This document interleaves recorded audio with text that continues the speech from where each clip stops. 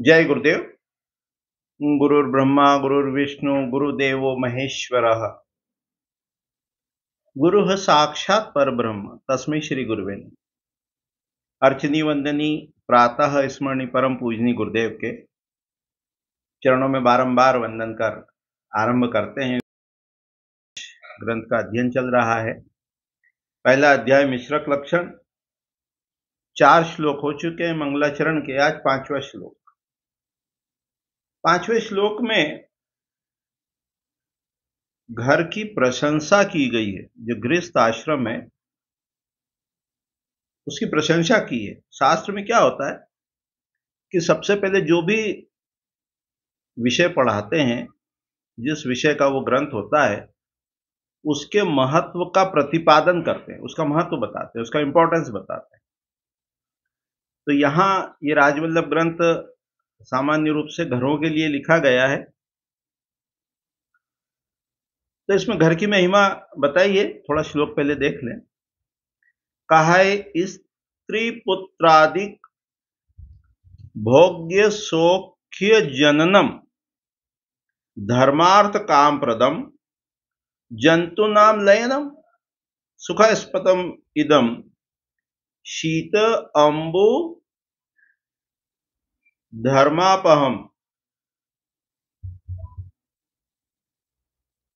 शीत अंबु धर्मापहम वापी देवग्रहादि पुण्यम अखिलम गेहात समुत्पद्यते गेहम पूर्वम उपशंति तेन विबुधा श्री विश्वकर्मा दया।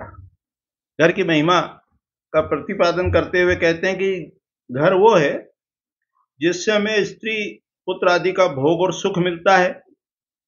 घर से ही धर्म अर्थ काम की प्राप्ति होती है। ये प्राणियों के विश्राम का स्थल है। और ठंडी वर्षा गर्मी के भय से का भय जिससे निवारण होता है। बावड़ी कुआं बनवाने का सुख, देव मंदिर का निर्माण करने का सुख घर से ही उद्भूत होता है। इसलिए विश्वकर्मा आदि सभी देवता प्रथमतः घर की इच्छा करते हैं। जिस शास्त्र को भी बताते हैं, पढ़ाते हैं, उसके महत्व का प्रतिपादन करते हैं। योग है, आयुर्वेद है, उसको कहेंगे तो कहेंगे पहला सुख निरोगी काया। यहां भी ये जो 4 पुरुषार्थ हैं, धर्म अर्थ काम मोक्ष, उसमें धर्म अर्थ और काम की प्राप्ति के लिए घर की आवश्यकता होती है।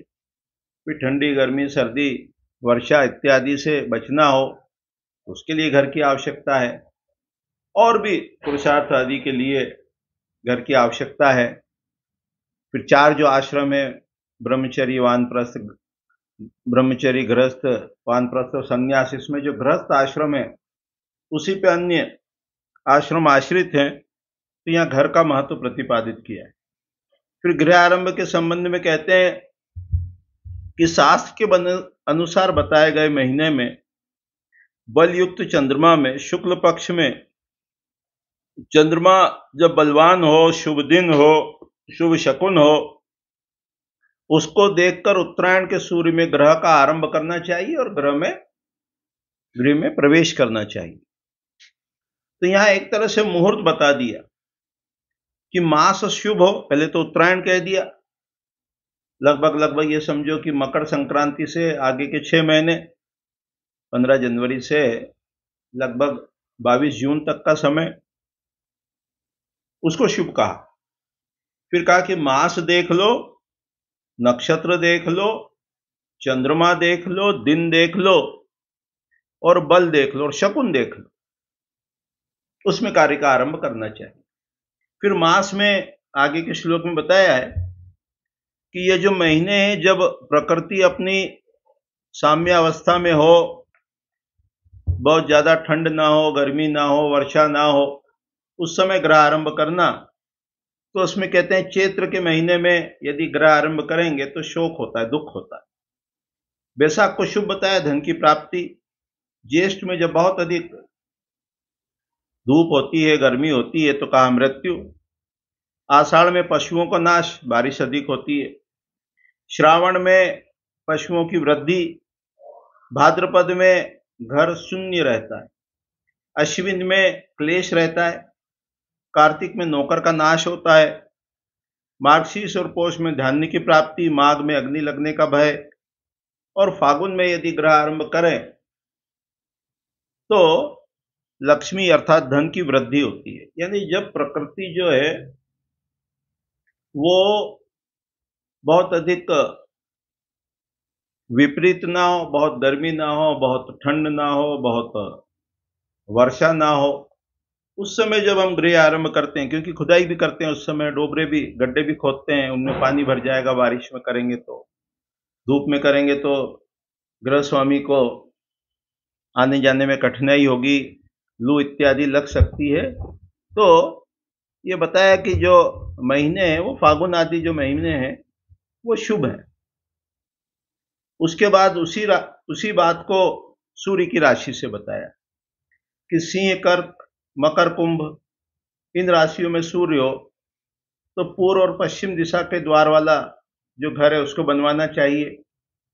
तुला, मेष, वृश्चिक और वृष राशि के सूर्य में दक्षिण और उत्तर दिशा वाला घर का आरंभ करना चाहिए।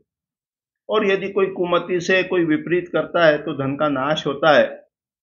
और 3, 6, 9, 12 राशि जो होती है, 3 यानी मिथुन राशि, 6 यानी कन्या राशि, 9 यानी धनु राशि और 12 यानी मीन राशि।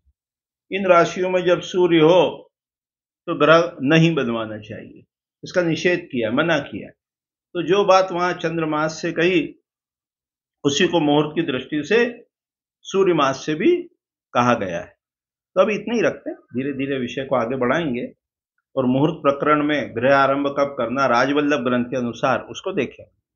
सारांश जो निकलेगा वो यही है कि प्रकृति या मौसम अनुकूल हो और व्यक्ति का चंद्रमा, नक्षत्र, ताराबल कहते हैं आगे आएगा, वो बलवान हो, शुभवार हो, योग हो, ऐसे समय में गृह का आरंभ करना चाहिए। तो अभी इतने कह के विराम देते हैं, फिर इस विषय को आगे बढ़ाएंगे।